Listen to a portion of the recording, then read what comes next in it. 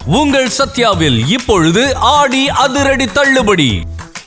Kovai Swadeshi expo and food carnival 2026 Kongu மண்டலமே அதிர காத்திருக்கும் பெரு நிகழ்வு. பங்கேற்பாளர்கள் நிதியமைச்சர் மாண்புமிகு திருமதி நிர்மலா சீதாராமன், மத்திய வர்த்தக மற்றும் தொழில்துறை அமைச்சர் மாண்புமிகு திரு பியூஷ் கோயல், தமிழ்நாட்டின் சிறு குறு மற்றும் நடுத்தர தொழில்துறை அமைச்சர் மாண்புமிகு திரு மதன் ராஜா. நாள் ஆகஸ்ட் 8, 9, 10. இடம் கோவை ரத்தினம் கிராண்ட்ஸ் ஹால், பொள்ளாச்சி சாலை, கோயம்புத்தூர். அனுமதி இலவசம். Holidays-nale, அது நம்ம GT Holidays தான். GT Holidays, South India's #1 travel brand. You know you are special when you're with GT Holidays. வணக்கம். வணக்கம்மா. எப்படி இருக்கீங்க? நல்லா இருக்கேன்டா. ஒவ்வொரு ராசிக்காரர்களையும் பற்றி பேசிக்கிட்டு இருக்கோம். கடைசியாக கடகம், இப்போ சிம்மம். இவங்களுக்கு வாழ்க்கையில் இந்த மாதிரியான விஷயங்கள்லாம் இருக்குது. இவங்க எப்பயுமே இதெல்லாம் ரகசியமாக மட்டும்தான் வச்சுருப்பாங்க அப்படின்னா என்ன சொல்லலாம்? வாழ்க்கையில் சிம்ம ராசிக்காரங்க நம்ம தான் டாப் மோஸ்ட் பர்சனாக இருக்கணும்னு நினப்பாங்க. ஒரு ஹஸ்பண்டாக இருந்தாலும், அல்லது வீட்டில் ஒரு மகனாக இருந்தாலும், அல்லது கிளாஸில் ஒரு ஸ்டூடெண்ட்டாக இருந்தாலும், நமக்கு நிகர் இந்த உலகத்தில் யாருமே கிடையாது. அல்லது இந்த கிளாஸில் யாரும் கிடையாது, இந்த ஃபேமிலியில் யாரும் கிடையாது, இந்த கம்பெனியில் யாரும் கிடையாது. அவ்வளவு அறிவும் திறமையும் ஆற்றலும் ஒரு சேர பெற்றவர்கள் நம்ம அப்படின்ற ஒரு எண்ணம் இருக்கும். அந்த எண்ணத்தை கொஞ்சம் மாற்றிக்கிடணும். அவங்க மாற்ற வேண்டியதுன்னா அதை மாற்ற முடியாது. அதுதான் அவங்க ஜென்மக்கூறு, ஜென்ம ரகசியம்ன்றதே அந்த நினப்பு தான். ஆனால் ரியாலிட்டியை கொஞ்சம் புரிஞ்சுக்கிடணும். சிறுதுரும்பும் பல்குத்த உதவும்ன மாதிரி ஒன்றுமே தெரியாதவங்க கூட, இவங்க படிச்சிருக்கிற படிப்பெல்லாம் படிக்காதவங்க கூட வேற ஏதோ ஒரு இடத்துல உதவியாக இருப்பான். அதனால யாருமே கடவுளுடைய படைப்பில் வீண் கிடையாது. வெட்டியாக யாரையும் படைக்கலை. அப்போது நம்ம தான் இந்த உலகத்தில் வாழ தகுந்தவர்கள், வாழ பிறந்தவங்க. மற்றவங்கள்லாம் வேஸ்ட்டு, இவங்கெல்லாம் முட்டாள், இவங்கெல்லாம் செயல்திறனற்றவர்கள் அப்படின்னு நினைக்கிறத விட, சரி கடவுள் அவனுக்குன்னு ஒரு கடமை, அவனுக்குன்னு ஒரு பிறப்பின் நோக்கம்னு ஒன்று இருக்கும். ஒரு ஜென்மா அப்படின்னு எடுத்தால் அவங்க ஏதோ ஒரு கர்மாவை தீக்க பிறந்திருப்பாங்க. அப்போ அவங்களுக்கும் கடவுள் ஒரு கடமையை கொடுத்து, உன்னுடைய வாழ்க்கை முழுக்க இந்த கடமையை செய்து உன்னுடைய வாழ்க்கையை முடிக்கணும் அப்படின்னு ஒரு வாழ்க்கைக்கான கர்மான்னு ஒன்று இருக்கும். இவங்க என்ன நினைப்பாங்க சிம்ம ராசிக்காரங்கன்னா, இந்த பாரு அது படிக்கவே படிக்காது, முட்டாள், அது மண்டையில் ஒன்றுமே ஏறாது அப்படின்வாங்க. அதுக்கு ஒரு தடவை சொல்லி கொடுத்தா புரியவே புரியாது. நீங்கள் 10 தடவை வேலை சொல்லி கொடு, அவனுக்கு ஒன்றுமே தெரியாது, அவன் சுத்த வேஸ்ட்டு, இந்த கம்பெனியில் இந்த மாதிரி ஆளுகளெல்லாம் தூக்கிடணும், நம்ம தெண்டத்துக்கு வச்சு சம்பளம் கொடுத்துக்கிட்டோம், இப்படியெல்லாம் நினைப்பாங்க. அப்படி கிடையாது. அதை அவங்க கொஞ்சம் மாற்றிக்கிடணும். யாராக இருந்தாலும் அவங்களுக்குன்னு ஒரு எபிலிட்டி இருக்குது. இப்போது ஒருத்தன் ஒன்றும் படிக்காதவனாக இருப்பான், அந்த உலகத்தையே சுற்றி வந்துடுவான். அவனுக்கு எப்படியோ அந்த புது இடத்துல மேனேஜ் பண்ணிக்கக்கூடிய சக்தி இருக்கும். இதையே சிம்ம ராசிக்காரவங்க அந்த தெருவை விட்டு அடுத்த தெருவுக்கு போக சொல்லுங்கள், அவங்க டெனிசன். அந்த வீட்டுக்குள்ளே, அந்த ஆஃபீஸ்க்குள்ளே, அந்த ஊருக்குள்ளே, அந்த நாட்டுக்குள்ளே, அவ்வளோதான். அதை விட்டுட்டு ஒரு தெரியாத இடத்துக்கு போங்கன்னா மிரண்டுருவாங்க, போகவே மாட்டாங்க. வேறு வழி இல்லை, நம்ம போய்த்தான் ஆகணும் அப்படின்னா ரொம்ப எல்லாம் சேஃப்கார்டு பண்ணி வச்சுக்கிட்டு அப்படி போவாங்க. திடீர்னு இவங்களை கொண்டே ஒரு தீவில் விட்டுருங்க, தடுமாறி போயிடுவாங்க. தீவே வேண்டாம், ஒரு அடுத்த ஊரில் விட்டால் போதும், தடுமாறிடுவாங்க. அதாவது கம்ஃபர்டபுளாக ஃபீல் பண்ண மாட்டாங்க. சரி, இப்போ சென்னைக்காரங்க திருச்சிக்கு போகிறாங்கன்னு வச்சுக்குவோம். சரி, அங்கனக்குள்ளே விசாரித்து அந்த அட்ரஸை பார்த்து அப்படி போயிடலாம் அப்படின்றது அவங்களுடைய அறிவுக்கு இயல்பான விஷயந்தான். இருந்தாலும் அதை விரும்ப மாட்டாங்க. ஏன்னா அங்கே அவங்கள போற்றி துதி பாடுறதுக்கு யாரும் இருக்க மாட்டாங்க. அவங்கள ஒரு சாதாரண ஆள் மாதிரி தானே நினைப்பாங்க. இவங்களுக்குள்ள பெரிய அறிவு சுரங்கம்லாம் இருக்குதுன்னு யாருக்கும் தெரியாதுல்ல. இவங்களுக்குள்ள ஒரு பெரிய ஆணவம் இருக்குது, அதிகாரம் இருக்குது அப்படின்றதெல்லாம் வெளியிலேருந்து பார்க்குற ஆளுக்கு தெரியாது.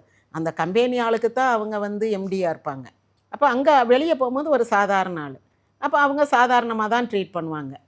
அது இவங்களுக்கு தாங்கிக்க முடியாது. எப்போவுமே இவங்களுக்கு துதிப்பாடிகள், அடிவருடிகள், அந்த மாதிரி ஒரு 2 பேர் இவங்களுடைய புகழை சொல்கிறதுக்கு பக்கத்தில் இருக்கணும். அப்போ இவங்க கொஞ்சம் யதார்த்தத்தை புரிஞ்சுக்கிட்டு, எல்லாருக்கும் ஒரு கடமை இருக்குது, எல்லாருக்கும் பிறப்பின் நோக்கம்னு ஒன்று இருக்குது, எல்லாரும் இந்த நாட்டில் வேணும், எல்லாரும் நமக்கு அடிமைப்பட்டு கிடப்பதற்காக பிறந்தவர்கள் கிடையாது, அவங்களுக்குன்னு ஒரு சுதந்திரம், ஒரு சுயமரியாதை இதெல்லாம் இருக்குது அப்படின்றத புரிஞ்சுக்கிடணும். ஆனால் அதெல்லாம் புரிஞ்சுக்க மாட்டாங்க. நம்ம சும்மா சொல்கிறோம், அதெல்லாம் புரிஞ்சுக்கிட்டா அவங்க சிம்மராசியே கிடையாதுல்ல. ஆனால் சிம்மராசியில் இருக்கவங்கலாம் கண்டிப்பாக அதில் கவனமாக இருக்கணும்னா என்ன சொல்லலாம்? சிம்மராசிக்காரங்க ஒரு மேஜர் எரர் என்ன பண்ணுவாங்கன்னா, யோசிக்காமல் முடிவெடுப்பாங்க, கலந்து ஆலோசிக்காமல் முடிவெடுப்பாங்க. தானும் யோசிக்க மாட்டாங்க. ஒரு ஆளை பற்றி ஒரு கம்ப்ளைண்ட் சொன்னால் உடனே ஃபயர் ஹிம் அப்படின்ட்டுருவாங்க. ஒரு 2 பேரை கூப்பிட்டு அவங்கள பற்றி கலந்து ஆலோசித்து அந்த இம்மீடியட் டெசிஷன் எடுப்பாங்களே தவிர, இந்த டெசிஷன் எடுக்கிறதுக்கு இது சரியான நேரமா, இன்றைக்கி தான் இந்த போர்ட் மீட்டிங் போட்டிருக்கோம், இந்நேரம் ஒரு ஒன் ஆஃப் தி டைரக்டர் வர ஃபயர் பண்ணுறோமே, இப்போ வந்து பேச்செல்லாம் இவரை பற்றிய பேச்சா போயிருமே, நம்ம பேச வந்த விஷயம், நம்ம டிஸ்கஸ் பண்ண வந்த மேட்ருக்குள்ளே யாரும் வரமாட்டாங்க, அப்படியெல்லாம் யோசிக்க மாட்டாங்க. அவங்களுக்கு வந்து யாராவது துரோகம் பண்ணிட்டாங்க ஒரு வேலை பார்க்குற இடத்துல, அல்லது ஒரு பொய் சொல்லிட்டாங்க அப்படின்னா டக்குன்னு தூக்கி எறிஞ்சிருவாங்க. அதை வந்து அவங்க எரியலாம், ஆனால் கொஞ்சம் மெல்ல செய்யலாம். ஒரு வாரம் 10 நாள் கழித்து கூட செய்யலாம் மனசுக்குள்ளே வச்சுருந்துட்டு. ஆனால் அவங்களுக்கு அந்த பொறுமையெல்லாம் இருக்காது. They are action oriented people. அதான் சொல்கிறேன்ல, ஃபயர் சைன்னுல இது வந்து மேஷராசி ஒரு டைப். அது ஒரு குழந்தை ஃபயர், அது சின்ன பிள்ளைகிட்ட நெருப்பை கொடுத்த மாதிரி, அது எல்லா இடத்துலையும் இப்படி வச்சுக்கிட்டு விளையாண்டுக்கிட்டு தெரியும். இவங்க என்னென்னா, இவங்க தலை மேலே நெருப்பை சுமந்துக்கிட்டு இருக்கிற ஆட்கள். ஒரு இன்விசிபிள் ஹார்ன்ஸ் இருக்கிற மாதிரி இருக்கும் அவங்களுக்கு. தலையில் 2 கொம்பு முளைச்ச மாதிரி தான் இருக்கும். அவங்க பார்க்குறதே இந்த இப்படித்தான் பார்ப்பாங்க. இப்படி திரும்பி இப்படிலாம் பட்டுன்னுலாம் பார்க்க மாட்டாங்க. அப்படி லைட்டாக தான் திருப்புவாங்க. அந்த கழுத்தை திருப்புறதுக்கே காசு கேட்குற மாதிரி இருக்கும். அந்த மாதிரி அவங்க அப்படி உடம்பையுமே இப்படியெல்லாம் அப்படி வேகமெல்லாம் திருப்ப மாட்டாங்க. அப்படி லைட்டாக இப்படி தான், அப்படியே ரொம்ப நோகாமல். அந்த ரிஷபராசி பார்த்தோம்ல, அதே மாதிரி தான். அப்படி உடம்பை அலட்டிக்காமல் இருப்பாங்க. அப்படி நடக்கும்போதும் சரி, நிற்கும் போதும் பேசும்போதும் எல்லா நேரத்துலையுமே சில வார்த்தைகள் தான் பேசுவாங்க. ரொம்ப அப்படி கடகடன்லாம் பேச மாட்டாங்க, ரொம்ப கோவப்பட்டு அப்படிலாம் பேச மாட்டாங்க. ஆனால் சில நேரம் வந்து அவங்களுக்கு ரொம்ப கோவம் வந்துருச்சுன்னா ஒரு காட்டு கத்தல் கத்தி ஒரு சவால் விடுவாங்க. உன்னைய பார்த்துக்கிறேன், உன்னைய வெட்டிட்டு தான் மறு வேலை அப்படின்ற மாதிரி ஒரு சவால் விடுவாங்க. அவ்வளோதான். அதுக்கு பிறகு அவங்க அதை பற்றி யோசிக்க ஆரம்பிச்சிருவாங்க, செயல்படுத்த ஆரம்பிச்சிருவாங்க. வளவளன்னு போகிற இடம் வர இடம்லாம் பார்க்குறவனையெல்லாம் கூப்பிட்டு வச்சு நின்று திட்டி, இவன் இப்படி பண்ணிட்டான், அவன் எப்படி பண்ணிட்டான், என் மாமனார் சரியாக சீர் கொடுக்கல, என் மாமியார் வந்து மரியாதை கொடுக்கல, அப்படிலாம் அப்படி பேசிக்கிட்டே திரியிற ஆள் கிடையாது. ஒன்ஸ் பேசுவாங்க, அது வந்து சவால் தான். நீயா நானா பார்த்துக்குருவோம் அப்படின்ற மாதிரி செஞ்சுட்டு அவங்கள அப்படியே சப்ஜெக்டாக காலி பண்ணிடுவாங்க. இவங்க எப்படின்னா, சிம்ம ராசிக்காரங்க வந்து ஆணோ பெண்ணோ கல்யாணம் முடிச்சிட்டாங்க இல்லை லவ் பண்ணிட்டாங்கன்னு வைங்க, அந்த இவங்களுடைய மனைவியின் குடும்பத்தாரே இவங்களுக்கு அடிமை. அந்த கணவனின் குடும்பத்தார் என்ன செய்யணுன்றதை இவங்க தான் டிசைட் பண்ணுவாங்க. ஏன்னா நீங்கள் என் ஹஸ்பண்டு, என் ஸ்டேட்டஸ்க்கு நீங்கள் வரணும், அந்த உங்கள் ஸ்டேட்டஸை உறுதி செய்கிற மாதிரி உங்கள் ஃபேமிலி மெம்பர்ஸ் நடந்துக்கிடணும். அவங்க அந்த ரோட்டு கடையிலலாம் நின்று எதுவும் சாப்பிடக்கூடாது. உங்கள் தங்கச்சிகிட்ட சொல்லி வைங்க, அங்கே அந்த தெருக்கடையில் நின்று வாங்கி சாப்பிட்டுக்கிட்டு இருக்கு, ஏன் அந்தஸ்து என்ன ஆகிறது அப்படிம்பாங்க. அந்த மாதிரி அந்த குடும்பத்தையே கண்ட்ரோல் பண்ணுவாங்க, அவங்க கம்பெனியவே கண்ட்ரோல் பண்ணுவாங்க. நம்ம சாரோட மிஸ்ஸஸ் வர்றாங்கன்னு சொன்னால் எல்லாரும் அமைதியாக இருப்பாங்க. வாங்க மேடம், சார் இருக்காங்க பார்த்துட்டு போங்க அப்படின்னு யாரும் ஜாலியாலாம் பேச மாட்டாங்க. அப்படியே எல்லாம் சைலண்ட்டாக, ஏதோ நம்ம முதலாளி வர்ற மாதிரி. அது முதலாளி அம்மா, முதலாளி ஒய்ஃப் தான். ஆனாலும் அப்படி அந்த தனக்கு தெரிந்த எல்லாவற்றையுமே, தன்னுடைய சர்க்கிளில் இருக்கிற எல்லாவற்றையுமே அவங்க கண்ட்ரோல் பண்ணணும். அது எல்லாத்துக்குமே தான் ராஜான்னு நினைப்பாங்க. அப்படிப்பட்ட ஆட்கள். அதெல்லாம் கொஞ்சம் அவங்க குறைச்சிக்கிட்டு, நம்ம எல்லை எது, நம்ம பவுண்ட்ரி எது, அதுக்குள்ளே நம்ம ஆட்டபாட்டத்தை வச்சுக்கிறணும், நம்ம அதிகாரத்தை வச்சுக்கிறணும், நம்ம ஆணவ போக்கு, நம்ம கர்வம், நம்முடைய கம்பீரம், பாசிட்டிவாக சொன்னால் கம்பீரம், இதெல்லாம் நம்ம எல்லைக்குள்ளே வச்சுக்கிடணும்னு நினைக்கணும். ஆனால் அவங்க எல்லை வந்து எப்போவும் பறந்து விரிந்ததாகத்தான் இருக்கும். சிம்மராசி அன்பர்களுடைய காதல் டு காமம் அந்த விஷயங்கள் எப்படி மாறும்? இவங்களை காதலித்து இவங்களோட குடும்பம் நடத்துறது வந்து ஒரு பெரிய ஆமாம் சாகசம்தான் அப்படிதான் சொல்லணும். ஏன்னா இவங்க ரொம்ப முரட்டுத்தனமும் அப்படியே கடிச்சு உருண்டு புரண்டு கட்டி பிடிச்சி மூச்சு முட்ட முடியாமல் அப்படியெல்லாம் பண்ணுவாங்க. அப்படியே ஆக்ரோஷமாக காதலிப்பாங்க. ஒரு 100%க்கு மனிதனால் ஒரு 100% முடியும்னா அவங்க 200% ஃபோர்ஸ் எக்ஸர்ட் பண்ணுவாங்க. மேலே போட்டு இந்த புலிக்குட்டி சிங்கக்குட்டி எல்லாம் மேலே விழுந்து விளையாடும்ல அம்மா மேலே, அதே மாதிரி தான் இவங்க ஹஸ்பண்ட் ஒய்ஃபும் இருப்பாங்க. இந்த நகைக்குறி வரைகின்ற சித்திரமோ அதில் நாணங்கள் தூரிகை வண்ணங்களோன்னு ஒரு பாட்டு உண்டு, புலமை பித்தன் பாடியது. அந்த மாதிரி இவங்க மறுநாள் வந்து அந்த நகைக்குறி பட்குறிகள் எல்லாம் பார்க்குறது, அதில் ஒரு சந்தோஷப்படுறது. நம்ம வந்து ரொம்ப பெண்ணாக இருந்தாலும் அப்படித்தான், ரொம்ப அந்த ஹஸ்பண்டை வந்து டோட்டலி கண்ட்ரோல் பண்ணுவாங்க. அவங்களுடைய விருப்பு வெறுப்புகளுக்கு மத்தியில் அதற்கு உரியவராக மட்டுமே அந்த கணவன் இருக்கணும். ஆணாக இருந்தாலும் அந்த பெண் வந்து அது போடுற செருப்புலேருந்து அவங்க அம்மா தங்கச்சி அவங்க அப்பா அவங்க அண்ணன் தம்பி போடுற செருப்பு வரைக்கும் இவங்க சொல்கிறதா தான் இருக்கணும். இவர் என்னைக்கு வந்து சரிம்மா இன்றைக்கி ஒரு சினிமாவுக்கு போகலான்னு சொல்கிறாரோ வரணும், சரிம்மா இன்றைக்கி இப்படின்னு சொன்னார் சரின்னு சொல்லணும், இல்லைன்னா இல்லை. அந்த அளவுக்கு வந்து அவங்க டோட்டலி கண்ட்ரோல்டு பை இவங்க சிம்ம ராசிக்காரங்களாக இருப்பாங்க. ஆனால் சிம்ம ராசிக்காரங்க வந்து ரொம்ப தன்னுடைய சகாக்களுடைய கௌரவத்தை ரொம்ப மெயின்டைன் பண்ணுவாங்க. அவங்களுக்கு ஒரு சின்ன அவப்பேர் வந்துடக்கூடாது அப்படின்னு பார்ப்பாங்க. அவங்க வந்து எங்கே படிக்கணும், இந்த அமெரிக்காவில் ஒரு கோர்ஸ் இருக்குது அதில் சேர்ந்து படி, லண்டனில் ஒன்று இருக்குது அங்கே போய் படின்னு அவங்க நாத்தனார் பிள்ளைங்க மச்சின பிள்ளைங்க எல்லாரையும் வந்து வெவ்வேறு இடங்கள் இவங்க பார்த்து பார்த்து வச்சு அனுப்பி எல்லாரையும் நல்லா படிக்க வைப்பாங்க. நல்ல நல்ல வேலைகள் உலகம் முழுக்க வாங்கி கொடுப்பாங்க. அந்த மாதிரியெல்லாம் ரொம்ப செய்வாங்க. இவங்க வந்து ஒரு பெருந்தாய் அல்லது ஒரு பெருந்தந்தை, ஒரு அரசனை போல அரசியை போல தான் இருப்பாங்க. இப்படியெல்லாம் செய்வாங்க. ஆனால் கண்ட்ரோல்ன்றது இவங்க கையில் தான் இருக்கும்.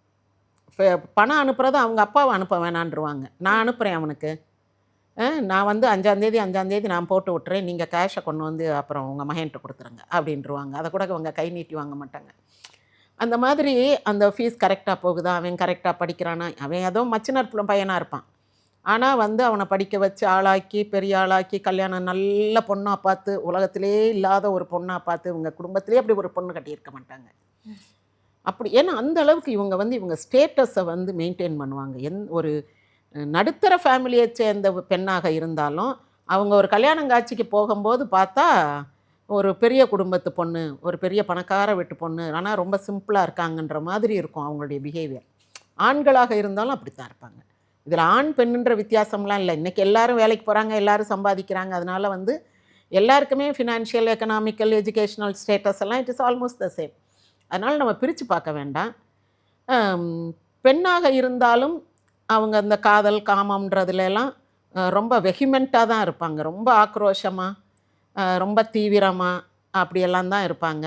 அவங்களுக்கு இந்த சின்ன சின்ன விளையாட்டுக்கள், இந்த ஃபோர் ப்ளே, அது இது பேசுகிறது வைக்கிறது, ஜாலியாக பேசுகிறது அதெல்லாம் பிடிக்கவே பிடிக்காது. சத்தம் போட்டு சிரிக்கிறது கூட அவங்களுக்கு பிடிக்காது. அவங்க ஏதாவது ஒரு ஃப்ரெண்ட்ஸோடு இருந்து சத்தம் போட்டு சிரிக்கிறாங்கன்னா கூட அவங்களுக்கு சிரிப்பு வந்து அப்படி பக்கத்தில் இருக்கிறவங்களெல்லாம் பார்ப்பாங்க, எல்லோரும் சிரிக்கிறாங்களா, நம்ம சிரிக்கலாமா, இது எல்லோரும் சிரிக்கக்கூடியது தானா, இல்லை நம்ம தான் அவசரப்பட்டு சிரிக்கிறோமா அப்படின்னு அப்படி ஒரு பார்வை பார்த்துட்டு அப்படி கொஞ்சம் சிரிப்பாங்க. எல்லோரும் கக்கன்னு சிரித்தா இவங்க கொஞ்சம் வாயை திறந்து சிரிப்பாங்க. அப்படித்தான் ரொம்ப அந்த சுற்றி இருக்கிற அந்த கான்ஷியஸ்னஸ், சோஷியல் கான்ஷியஸ்னஸ் அதிகம். எல்லோரும் நம்மளை நல்லவங்கன்னு சொல்லணும், எல்லோரும் நம்மளை பெரியவங்கன்னு சொல்லணுன்ட்டு அப்படியே அந்த ஊருக்காக வாழ்தல்னு சொல்கிறோம்ல, ஊர் போற்ற வாழ்தல், அப்படிப்பட்டவங்க இவங்க. இவங்க வழிபட வேண்டிய தெய்வம்னா எந்த தெய்வம் சொல்லலாம்? இவங்களுக்கான நிறம்னா என்ன நிறம்? இவங்க வந்து நாராயணன் பெருமாளை வழிபடலாம், சிவன் வழிபடலாம்.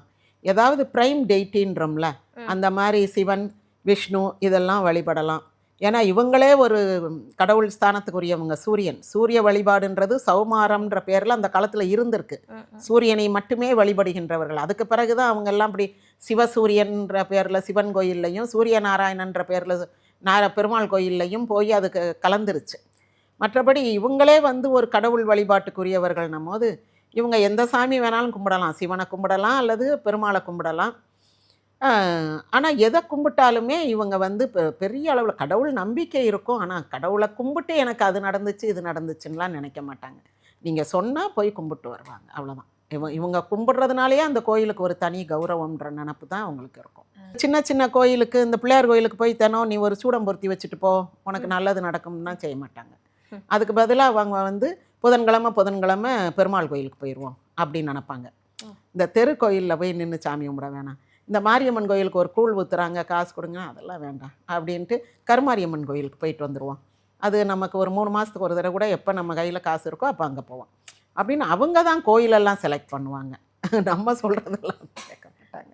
சிம்மராசி நேயர்கள் செய்ய வேண்டிய பரிகாரம் அப்படின்னா என்ன சொல்லலாம்? இவங்க வந்து என்ன செய்யணும்னா ஏழைப்பாளைகள், அதாவது அவங்களுக்கு எது இல்லையோ அதுக்கு உண்டான இப்போ ஒரு மருத்துவ வசதி தேவைப்படுது ஒரு ஏழை பிள்ளைக்கு அப்படின்னா அதை செய்து கொடுக்கணும். அதாவது இவங்களை விட கொஞ்சம் வசதி குறைவாக இருக்கிறவங்க, இவங்க வீட்டு பணியாளர்கள், அவங்களுக்கு ஒரு பிள்ளைக்கு ஒரு மெடிக்கல் சீட்டு கிடைக்குதுன்னு வச்சுக்கிருவோம், அதை படிக்க வைக்கணும். இவங்க மனசு விட்டு படிக்க வைக்கணும். இவங்க தான் வீட்டு பிள்ளைகளையெல்லாம் மெடிக்கல் படிக்க வைப்பாங்க, ஆனால் வேலைக்காரங்க வீட்டு பிள்ளைய மெடிக்கல் படிக்க வைக்கணுமான்னு இவங்களுக்குள்ள ஒரு எண்ணம் இருந்துக்கிட்டே இருக்கும். அதை வந்து இவங்க மனசு விட்டு பணியாளர்களுடைய பிள்ளைகளாக இருந்தாலும் இவங்க வந்து அதுக்குண்டான கல்வி உதவி, மருத்துவ வசதி உதவியெல்லாம் செய்வாங்க. நம்மளே வளர்த்து விட்டு நமக்கு ஈக்குவலாக ஒரு ஆளை கொண்டு வர்றதான்ற கேள்வி இவங்களுக்கு மனசுக்குள்ளே வரும். ஏன்னா இவங்களோட அந்த சுப்ரீம் பொசிஷனை எதுக்காகவும் விட்டு கொடுக்க மாட்டாங்க, யாருக்காகவும் விட்டு கொடுக்க மாட்டாங்க. அதுக்கு ஒரு போட்டியாளரை இவங்களே வளர்த்து விடவும் மாட்டாங்க. இப்போ இந்த பிள்ளை டாக்டருக்கு படிச்சிச்சுன்னா நாளைக்கு நமக்கு ஒரு உதவியாக இருக்கும், நம்ம படிக்க வச்சோம்னா நம்மளை நல்லா கவனிச்சுக்கிறோம், வயசான காலத்தில் நமக்கு ஒரு மெடிக்கல் அட்வைசர் கூட இருக்கும், அவங்க அம்மா இங்கே தானே இருக்கா, இந்த பிள்ளையை நம்ம படிக்க வைப்போம் அப்படி நினச்சி படிக்க வைக்கலாம். அப்படி நினச்சி அப்புறம் அதை ஃபாரின்லாம் போகுது, செட்டில் ஆகுதுன்னா கூட அனுப்பிடுவாங்க. காழ்ப்புணர்ச்சியெல்லாம் இருக்காது இவங்களுக்கு, அந்த பொறாமை அந்த மாதிரியெல்லாம் இருக்காது, ஆற்றாமைன்லாம் இவங்களுக்கு கிடையவே கிடையாது. ஆனால் நமக்கு போட்டியாக யாரும் வந்துடக்கூடாதுன்றதில் கவனமாக இருப்பாங்க. அதனால் பெரிய தொழில் செய்கிறவங்களுக்கெல்லாம் பெரிய உதவி செய்வாங்கன்னு சொல்ல முடியாது. இவங்களுக்கு கீழே இருக்கிறவங்களுக்கு படிப்பு வசதி, மருத்துவ வசதி இதெல்லாம் இவங்க செய்து கொடுப்பாங்க, அது இவங்க செய்யலாம். சிம்ம ராசியை பற்றி நிறைய தகவல்களை சொல்லியிருந்தீங்க. தொடர்ந்து அடுத்தடுத்த ராசியை பற்றியும் பேசுவோம். மிக்க நன்றிம்மா. நன்றிம்மா.